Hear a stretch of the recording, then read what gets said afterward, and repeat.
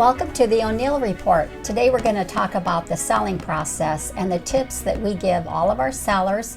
If you haven't subscribed to our YouTube channel yet, please do so to keep up with all things Yankton. We've got a lot to cover, so let's get started. Hello, I'm Scott O'Neal. And I'm Kaye O'Neal. Tips for sellers. And this is something that Kaye came up with over experience and just day-to-day activity with sellers, and so let's get into it. Okay. Well, this is certainly one of my favorite subjects in real estate, and that's helping the seller get the most money for their property. But generally, it has to really start with meeting with the seller, finding out what their goals are. Sometimes the seller will say, we don't really have to sell. I'm always a little concerned, I guess, when I hear that, because I really don't know if I can help them if they, really don't have to sell. So there's definitely a process involved. I find out, obviously some people do need to sell. So I find out, what their plan is, why they need to sell. Are they relocating to a different area? Do they want to buy something in the same area? So anyway, just kind of visit with them to get an idea of what their goals are in needing to get their house sold. Right. So I know that we make up a packet that we give to the sellers, for them, some of it to fill out and some information. So can you go through what's in that packet? Yeah, sure. First of all, the first form we give them is the real estate relationships disclosure, and that's actually licensed law, and that's a document that just explains to a seller what type of real estate relationships we do. For example, we represent a buyer, we represent a seller, we can represent both at the same time. So anyway, it's just kind of a disclosure that it just explains the representation process. And of course, the listing agreement, which is, the term of the listing contract, the price, the commission percentage, and, what we can do. Seller authorizes us to do certain types of marketing. There's quite a bit covered in the listing agreement. Those are some of the basics.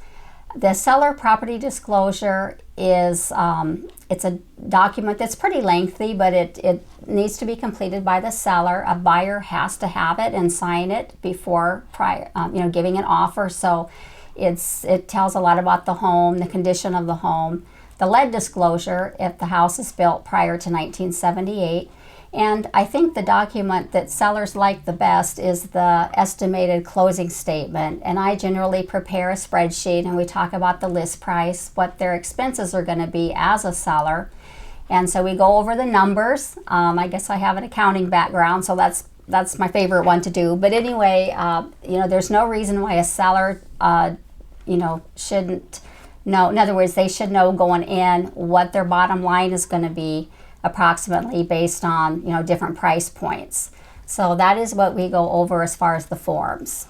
Take us through the next steps involving the selling process. Yeah, sellers, they, prior to putting their house on the market, and I'm in their home with them meeting, and of course I'm going to take a tour of the property so I know what it is that they have. And so this is just going through their property, and they'll point out certain things that they've maybe improved or that kind of thing.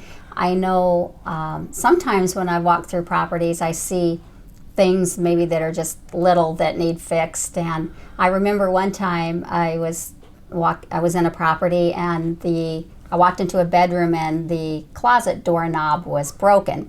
And the seller said to me, "Oh yeah, that broke, and that's easy fix. The buyer can take care of that after we close."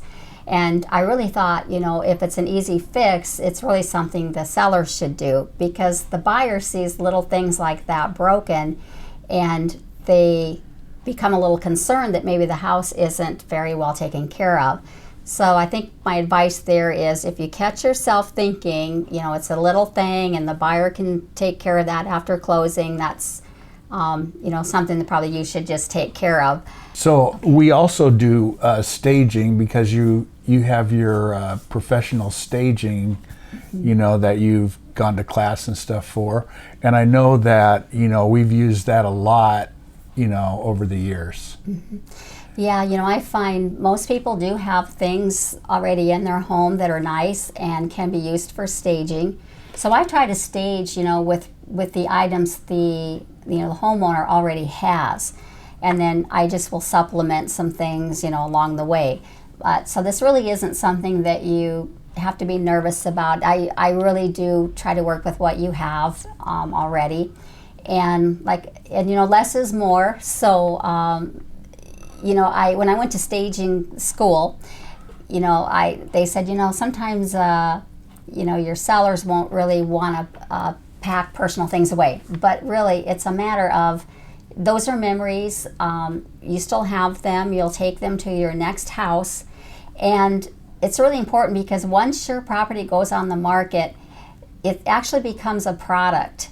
And I know sometimes that's hard for homeowners to really just think of their home as a product, but it really does become a product once you put it on the market.